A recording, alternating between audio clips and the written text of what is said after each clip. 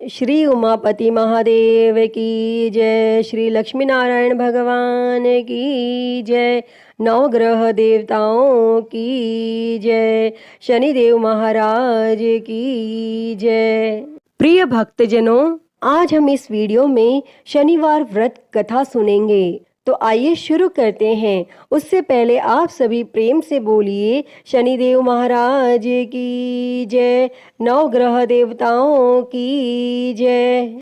एक समय स्वर्गलोक में इस बात पर विवाद छिड़ गया कि 9 ग्रहों में से सबसे बड़ा कौन है। यह विवाद इतना आगे चला गया कि यह एक युद्ध की स्थिति बन गई। इस बात के निष्कर्ष पर पहुंचने के लिए सभी देवता देवराज इंद्र के पास पहुंच गए और उन्होंने कहा, हे देवराज, अब आप ही निर्णय करें कि हम सब में सबसे बड़ा कौन है। देवताओं द्वारा पूछे गए इस सवाल से देवराज इंद्र उलझन में पड़ गए। तब इंद्रदेव ने कहा कि मैं इस प्रश्न का उत्तर नहीं दे सकता हूँ, मैं असमर्थ हूँ। इस सवाल का जवाब पाने के लिए वह सभी पृथ्वी लोक में उज्जैनी नगरी के राजा विक्रमादित्य के पास गए। तब राजा विक्रमादित्य के महल पहुंचकर सभी देवताओं ने प्रश्न किया। इस पर राजा विक्रमादित्य भी असमंजस में पड़ गए। वो सोच रहे थे कि सभी के पास अपनी अपनी शक्तियां हैं, जिसके चलते वो महान हैं। अगर किसी को छोटा या बड़ा कहा गया तो उन्हें क्रोध के कारण काफी हानि हो सकती है। इसी बीच राजा को एक तरीका सूझा। उन्होंने 9 तरह की धातु बनवाई, जिसमें स्वर्ण, रजत, कांसा, ताम्र, सीसा, रांगा, जस्ता, अभ्रक व लोहे शामिल थे। तब राजा ने सभी धातुओं को एक एक आसन के पीछे रख दिया और इसके बाद उन्होंने सभी देवताओं को सिंहासन पर बैठने के लिए कहा। तब धातुओं के गुणों के अनुसार सभी आसनों को एक दूसरे के पीछे रखवा कर उन्होंने देवताओं को अपने अपने सिंहासन पर बैठने को कहा। और जब सभी देवताओं ने अपना अपना आसन ग्रहण कर लिया, तब राजा विक्रमादित्य ने कहा, इस बात का निर्णय हो चुका है। जो सबसे पहले सिंहासन पर बैठा है वही बड़ा है। यह देखकर शनि देवता बहुत नाराज हुए। उन्होंने कहा, राजा विक्रमादित्य, यह मेरा अपमान है। तुमने मुझे सबसे पीछे बिठाया है। मैं तुम्हारा विनाश कर दूंगा। तुम मेरी शक्तियों को नहीं जानते हो। तब शनि देव ने कहा, एक राशि पर सूर्य 1 महीने, चंद्रमा 2.25 महीने, मंगल 1.5 महीने, बुध और शुक्र 1 महीने, बृहस्पति 13 महीने रहते हैं, लेकिन मैं किसी भी राशि पर 7.5 वर्ष रहता हूँ। मैंने अपने प्रकोप से बड़े बड़े देवताओं को पीड़ित किया है। वो मेरा ही प्रकोप था कि भगवान राम को वन में जाकर रहना पड़ा था, क्योंकि उन पर 7.5 थी और रावण की मृत्यु भी इसी कारण हुई। अब तू भी मेरे प्रकोप से नहीं बच पाएगा। और शनि देव ने बेहद क्रोध में वहां से विदा ली और वहीं बाकी देवता खुशी खुशी वहां से चले गए। इसके बाद सब कुछ सामान्य ही चलता रहा। राजा विक्रमादित्य पहले की ही तरह न्याय करते रहे। दिन ऐसे ही बीतते रहे, लेकिन शनि देव अपना अपमान नहीं भूले। एक दिन शनि देव बदला लेने के लिए घोड़े के व्यापारी के रूप में राज्य पहुंचे।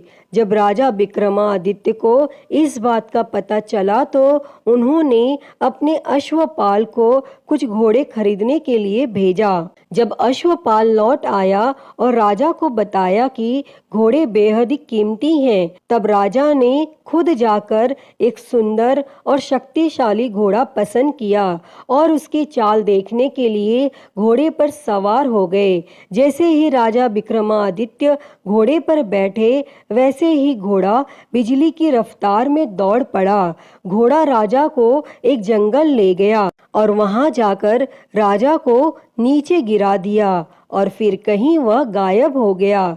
तब राज्य का रास्ता ढूंढने के लिए राजा जंगल में भटकने लगा, लेकिन उसे कोई रास्ता नहीं मिला। और कुछ समय बाद उसे एक चरवाहा मिला और भूख प्यास से परेशान उस राजा ने चरवाहे से पानी मांगा।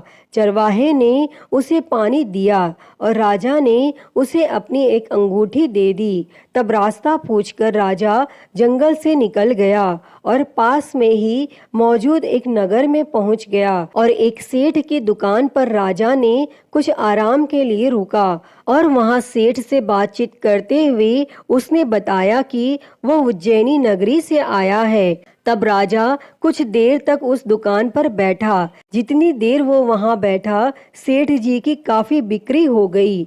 तब सेठ ने खुद को बहुत भाग्यवान समझा और सेठ ने राजा को अपने घर खाने पर आमंत्रित किया। और सेठ के घर में एक खूंटी पर सोने का हार लटका था और उसी कमरे में वह राजा को छोड़कर चला गया। और कुछ समय बाद खूंटी उस सोने के हार को निगल गई। तब सेठ ने विक्रमादित्य से वापस आकर पूछा कि उसका हार कहाँ है। तब राजा ने उसे हार गायब होने की बात बताई। इस पर सेठ ने क्रोधित होकर चोरी करने के अपराध में विक्रमादित्य के हाथ पांव काटने का आदेश दे दिया। तब राजा विक्रमादित्य के हाथ पांव काट कर उसे नगर की सड़क पर छोड़ दिया गया। फिर कुछ समय बाद विक्रमादित्य को एक तेली अपने साथ ले गया। तेली ने उसे अपने कोल्हू पर बैठा दिया। वह पूरा दिन बैलों को आवाज देकर हाँकता था और विक्रमादित्य का जीवन इसी तरह यापन होता रहा। और उस पर शनि की 7.5 थी, जिसके खत्म होने पर वर्षा ऋतु शुरू हुई। एक दिन राजा मेघ मल्हार गा रहा था। उसी समय उस नगर के राजा की बेटी राजकुमारी मोहिनी ने उसकी आवाज सुनी। उसे आवाज बेहद पसंद आई। मोहिनी ने अपनी दासी को भेजकर गाने वाले को बुलाने को कहा और जब दासी लौटी तो उसने अपंग राजा के बारे में मोहिनी को सब बताया। लेकिन राजकुमारी उसके मेघ मल्हार पर मोहित हो चुकी थी और अपंग होने के बाद भी वह राजा से विवाह करने के लिए मान गई। जब मोहिनी के माता पिता को इस बात का पता चला तो वो हैरान रह गए। तब रानी ने अपनी बेटी को समझाते हुए कहा कि तेरे भाग्य में किसी राजा की रानी का सुख है, तू इस अपंग से क्यों विवाह करना चाहती है। लेकिन समझाने के बावजूद भी राजकुमारी अड़ी रही और अपनी जिद को पूरा कराने के लिए राजकुमारी ने भोजन छोड़ दिया। तब अपनी बेटी की खुशी के लिए राजा रानी अपंग विक्रमादित्य से मोहिनी का विवाह कराने के लिए तैयार हो गए और दोनों का विवाह हुआ और वह तेली के घर रहने लगे। और उसी दिन विक्रमादित्य के सपने में शनि देव आए। उन्होंने कहा कि देखा तूने मेरा प्रकोप। तब राजा ने शनि देव से उसे क्षमा करने को कहा और उन्होंने कहा कि जितना दुख आपने मुझे दिया है उतना किसी और को मत देना। तब इस पर शनि देव ने कहा, राजा मैं तुम्हारी प्रार्थना स्वीकार करता हूँ। जो कोई व्यक्ति मुझे पूजेगा, व्रत करेगा और मेरी कथा सुनेगा, उस पर मेरी कृपा दृष्टि हमेशा बनी रहेगी। सुबह जब राजा विक्रमादित्य की नींद खुली तो उसने देखा कि उसके हाथ पांव वापस आ गए हैं और उन्होंने मन ही मन में शनि देव को नमन किया। और राजकुमारी भी विक्रमादित्य के हाथ पैर देखकर हैरान रह गई। तब राजा ने शनि देव के प्रकोप की कथा सुनाई और जब सेठ को यह बात पता चली तो वह तेली के घर पहुंचा। उसने राजा विक्रमादित्य से उनके पैरों में गिरकर माफी मांगी। तब राजा ने सेठ को माफ कर दिया और सेठ ने राजा से उसके घर जाकर भोजन करने के लिए कहा। और भोजन करते हुए अचानक से ही खूंटी ने हार उगल दिया और सेठ जी ने अपनी बेटी का विवाह भी राजा के साथ कर दिया और सेठ ने उसे स्वर्ण आभूषण धन आदि देकर राजा के साथ विदा कर दिया। तब राजा विक्रमादित्य अपनी दोनों पत्नियों यानी राजकुमारी मोहिनी और सेठ की बेटी के साथ अपने राज्य उज्जैनी पहुँचे। सभी ने उनका स्वागत किया। इसके बाद राजा विक्रमादित्य ने पूरे राज्य में घोषणा करते हुए कहा कि आज से शनि देव सब देवों में सर्वश्रेष्ठ माने जाएंगे और साथ ही शनि देव का व्रत करें और व्रत कथा जरूर सुनें। यह देखकर शनि देव बहुत खुश हुए। व्रत करने और व्रत कथा सुनने से शनि देव की कृपा रहने लगी और लोग आनंद पूर्वक रहने लगे। अतः हे शनि देव जी, जैसी कृपा आपने राजा विक्रमादित्य पर की, वैसी ही कृपा इस कथा को कहते, सुनते और हुंकारा भरते पर करना।